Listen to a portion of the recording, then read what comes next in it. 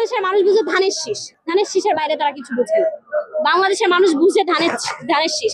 আওয়ামী লীগের সময় দেখেননি, আওয়ামী লীগ পারেনি এত বছরের 17 বছরের একটি দলকে যে সঠিক নির্বাচন সঠিক ভোটদান করতে, সেটাও তারাও তো পারেনি। তারাও তো ওই সেই কারচুপি করেছে আগেই ব্যালট বক্সে, কারণ তারা তখনও জানতো যে আমরা যদি সুষ্ঠু নির্বাচন দেই বিএনপি গণভোটে সাধারণ মানুষের ভোটে সর্বোচ্চ ভোটে জয়লাভ করবে। তারাও কিন্তু সেই কথা জানতো বিধায় আগেই ভোট হয়ে গিয়েছে।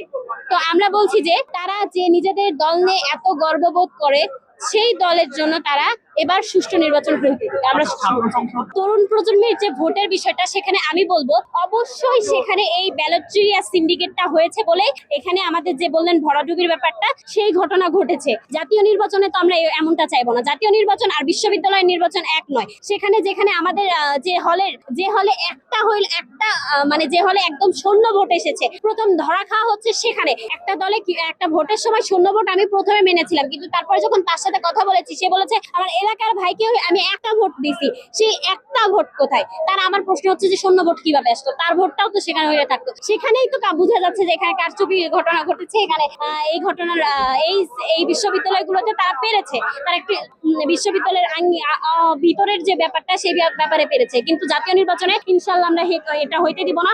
নির্বাচন কমিশন অফিস গণতান্ত্রিক নিয়মে যদি আমাদের সুষ্ঠু দাবিগুলো পূরণ না করে, তাহলে আমরা চাই নির্বাচন অফিসের লোকজন কিভাবে আমাদের উপর থেকে বের হয়, আমাদের উপর দিয়েছে।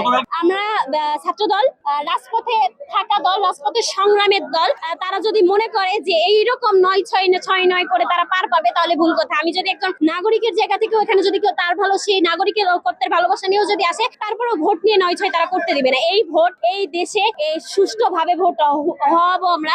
দেখি তারা কিভাবে আর কতদিন লাগাই তাদের এই যে সিন্ডিকেটটা ধরে রাখার জন্য। এই দেশে এখনো তারা কিভাবে এই সিন্ডিকেটটা করে আমার এই ভাষা জানা নাই। মানে তারা যা করছে সেটার বিরুদ্ধে আমরা ঠিক কঠিন থেকে কঠিনতম আমাদের সেন্ট্রাল থেকে নির্দেশনা আসতে পারে।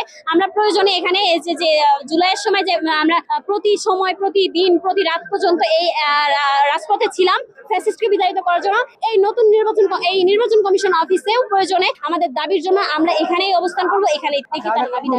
হ্যাঁ, আমি বলি এই কথার যদি তারা আওয়ামী লীগের দিক নির্দেশনায় দীক্ষিত না হতো, তাহলে তো তারা এই ব্যালট চুরি ব্যালট দুর্ঘটনার মধ্যে তারা সায় দিত না এবং কি তারা এই কাজ করতো না।